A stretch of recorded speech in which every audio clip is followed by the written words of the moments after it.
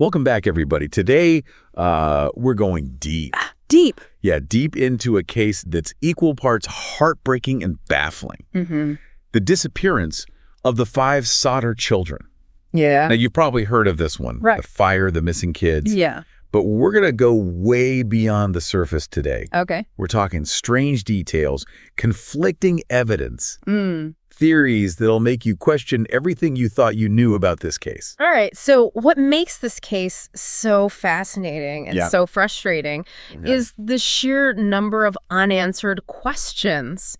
We're not just dealing with a tragic fire here. We're dealing with a puzzle where it seems like some of the key pieces are missing. Missing, yeah.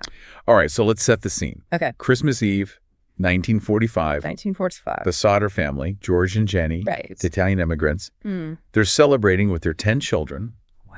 at their home in Fayetteville, West Virginia. Okay. 5 of those children are still living at home. And everything we know, they were a close-knit, Yeah. happy family. Right. It's important to understand the context of the time World War II had just ended, Oh, yeah. but tensions were still high. I bet.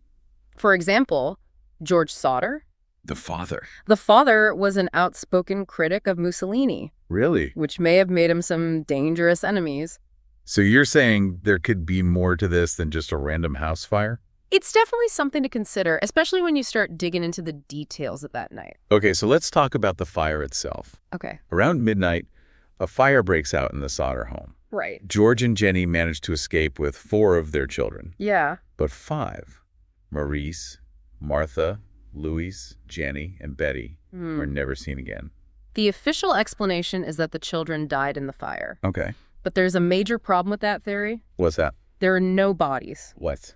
No bodies. You mean like... Not a single bone fragment, a tooth, or even a piece of clothing. Wait, no remains at all? Nothing. I mean, I've heard of fires being intense. Yeah. But wouldn't you expect at least something to be left behind? You absolutely would. Especially in a house fire. Right. You wouldn't think the bodies would be exposed to extreme temperatures for that long. Yeah. And this is where the forensic side of the case gets really intriguing. Okay. The lack of remains suggests the children may not have been in the house when the fire reached its peak.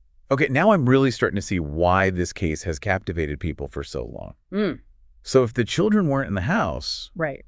where were they? That's the million-dollar question. Yeah. The Sodder family believed that their children were kidnapped. Kidnapped. And there are several details about the fire that lend credibility to that theory. Like what? Give me the details. Well, for starters, witnesses describe the fire spreading at an abnormally fast pace, Okay. almost as if it were fueled by gasoline. Really? Yet investigators never found any trace of accelerants. Well, a wooden house with Christmas decorations. I mean, that would go up pretty fast, right? Yes, but the speed and intensity of this fire were unusual, even considering those factors. And then there's the fact that some highly flammable items in the house, like the Christmas decorations, were completely untouched by the flames. Really? Almost as if the fire was selectively choosing its targets. Yeah. Which, of course, is impossible. That's a good point. Right. It's almost like someone wanted to make sure the house burned, Right. but not destroy everything inside. Exactly. And then we have the issue of the telephone lines. The telephone line... They were cut before the fire even started. You know, I got chills when I first read that detail. Cutting the phone lines. Right. It's such a calculated move. Yeah. It almost feels like something out of a movie.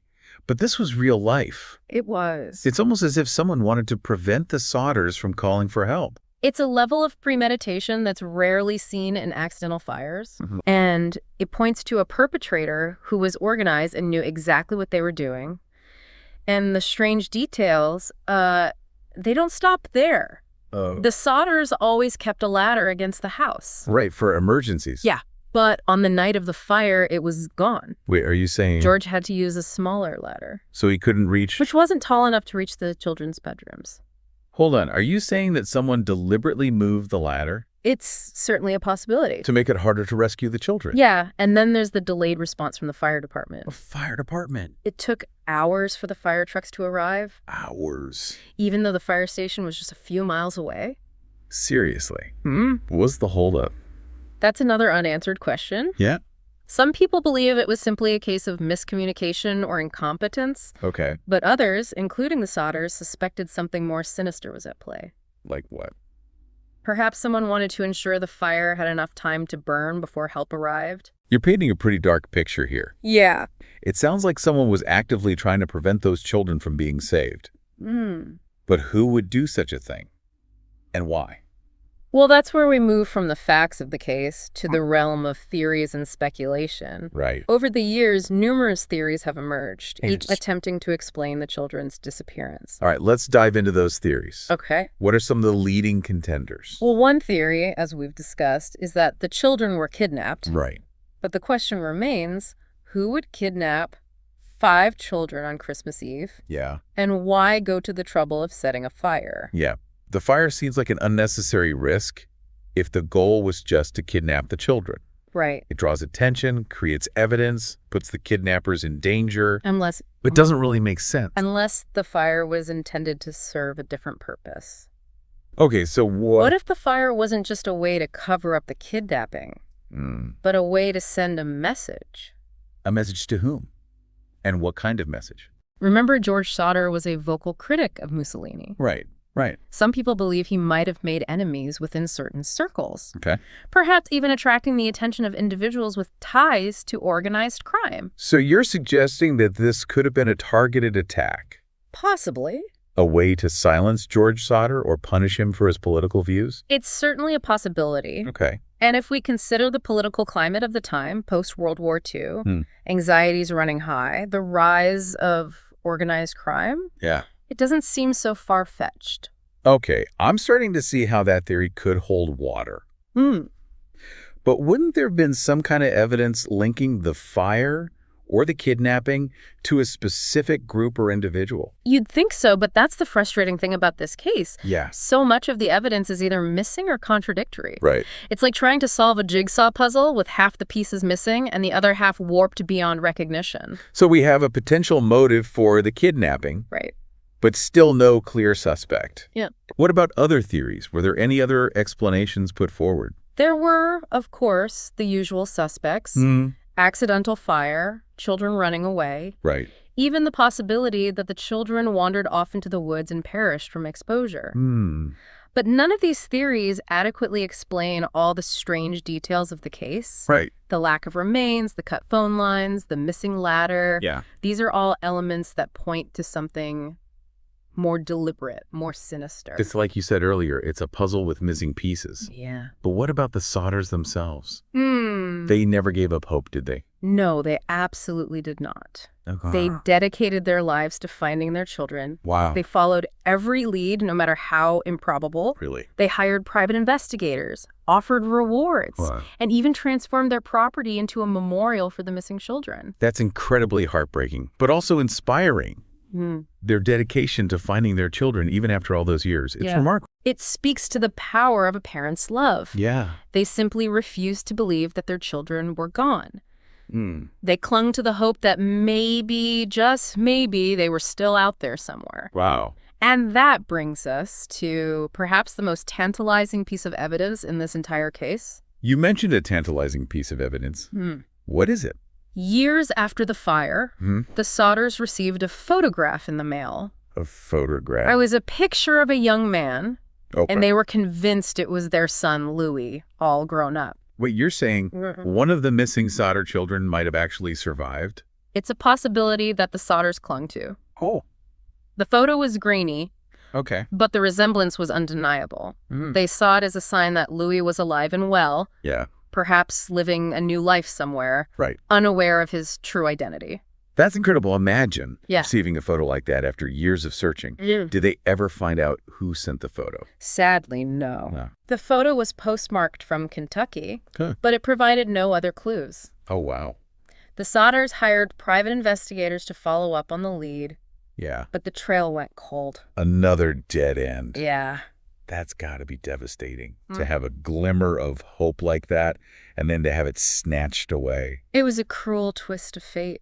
Yeah. The Sodders continued to search, hoping for another sign, another clue, but nothing ever came. You know, as we've been discussing this case, Yeah. I keep thinking about those 5 children. If they were kidnapped, what kind of life did they lead? Right. Were they raised by another family? Were they aware of their true identities? Those are questions that haunt me as well. Yeah. The possibilities are both fascinating and heartbreaking. I know. Imagine growing up in a loving home, Yeah. completely unaware of your tragic past, Right. or perhaps even worse, knowing the truth, but being too afraid or uncertain to reach out to your birth family. It's mind-boggling to think about Yeah. all the different lives those children might have lived. Right. The experiences they had, the people they met, the choices they made.